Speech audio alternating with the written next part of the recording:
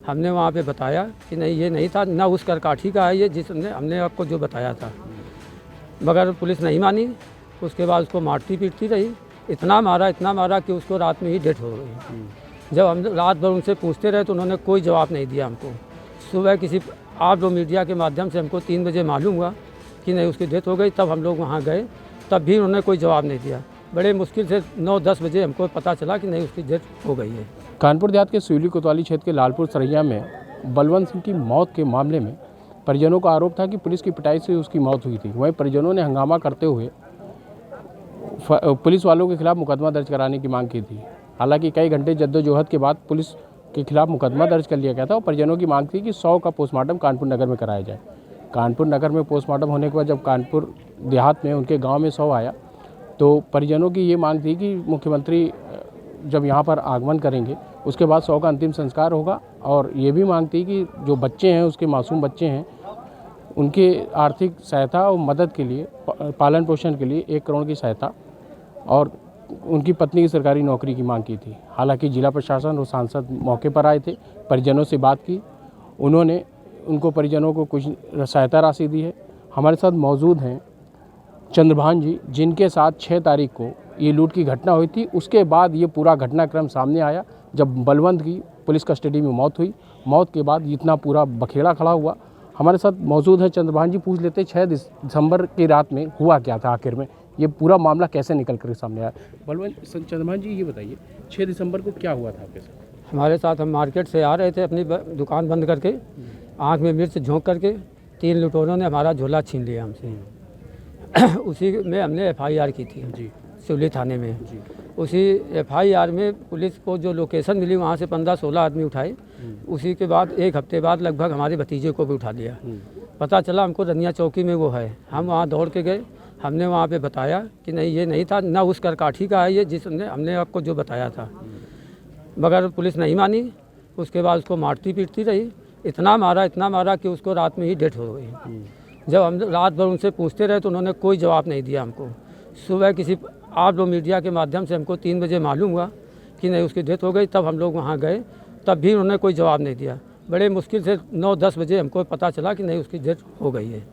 मतलब आप कह रहे हैं कि 12 दिसंबर को पुलिस ने उठा लिया था बलवंत को और 12 ही दिसंबर की रात में उसकी मौत हो गई। 3 घंटे में ही, उठाने के 3 घंटे में बाद ही ऐसी, हम ये केवल जानना चाहते हैं महोदय से कि ऐसी क्या थी जो 3 घंटे में ही उसको इतना मारा गया कि उसको बिल्कुल मार ही डाला गया। अच्छा, क्या करते थे बलवंत? कुछ कभी ऐसा कभी नाम आया? नहीं, कभी उनका कोई रिकॉर्ड नहीं है इस मामले में, ना कोई उनके नाम FIR है। वो एक व्यापारी था अपना, उसकी बिल्डिंग मटेरियल की एक दुकान है, अच्छा खासा उसका काम चलता था। इस तरीके का कोई वो है ही नहीं उसके अपराधी रिकॉर्ड।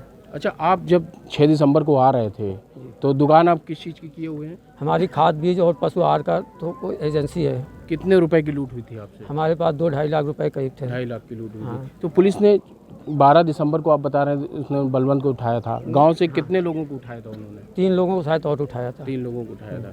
तो आप लोग पोस्टमार्टम गए थे, फिर क्या हुआ था? पोस्टमार्टम गए थे तो वहाँ पे पोस्टमार्टम हम लोगों ने कानपुर नगर, वहाँ पे नहीं हमको समझ में आया कि ऐसा हो पाएगा हमारे साथ में, हम इसलिए हम लोगों ने कानपुर नगर में करवाया।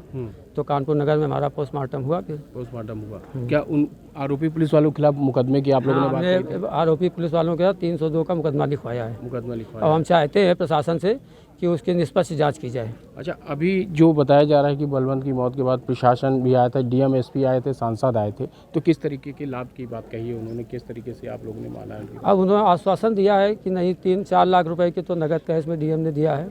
उसके बाद 3 से 4 बीघे ज़मीन के लिए लिखा है, आवास के लिए भी लिखा है, बच्चे की पढ़ाई लिखाई के लिए जो मिलता है सरकारी तौर से वो भी लिखा है, और एक विधवा पेंशन है, और मुख्यमंत्री उससे जो लाभ होता है उस सब के लिए लिख गई है।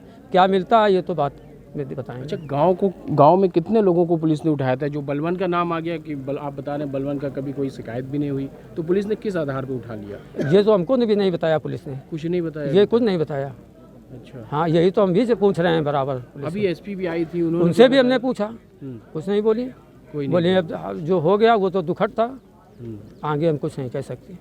तो अब आप लोग क्या कर रहे हैं? क्या 100 को अंतिम संस्कार के लिए ले जा रहे हैं? जी।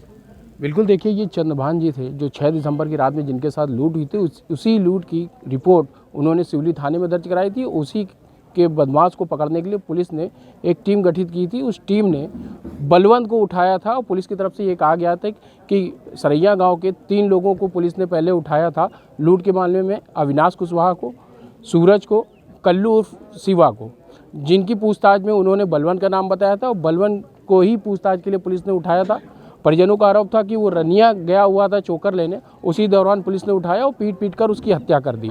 हालांकि पुलिस की तरफ से ये कहा गया था कि उसके सीने में दर्द होने की वजह से उसकी मौत हुई थी, लेकिन परिजनों की मांग पर आरोपी पुलिस वालों के खिलाफ रनिया थाने में मुकदमा दर्ज कर लिया गया है और 11 पुलिस वालों को निलंबित भी कर दिया गया है। हालांकि परिजनों की मांग थी कि परिवार को आर्थिक सहायता दी जाए, लेकिन अभी मौजूदा तौर पर एसपी और डीएम गांव पे आए थे।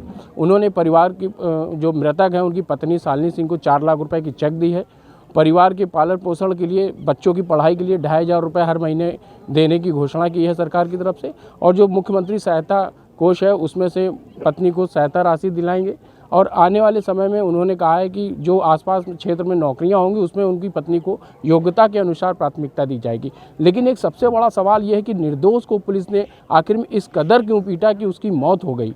ये कोई बदमाश नहीं था, ये कोई अपराधी नहीं था, ये आम व्यापारी था जो अपने परिवार में इकलौता चिराग था जिसकी पुलिस पिटाई से मौत हुई। हालांकि अब पूरे मामले में एसपी ने, डीएम ने, सांसद ने बताया कि एसआईटी की जांच हो रही है। उच्च अधिकारियों के निर्देश पर उच्च अधिकारी इसकी निगरानी कर रहे हैं और जो आरोपी होगा उसके खिलाफ कार्रवाई की जाएगी। आपको बता दें, मृतक बलवंत के 2 बच्चे हैं, एक काव्या, एक यश। ये दोनों 1-2 साल के हैं। बलवंत की शादी 5 साल पहले हुई थी।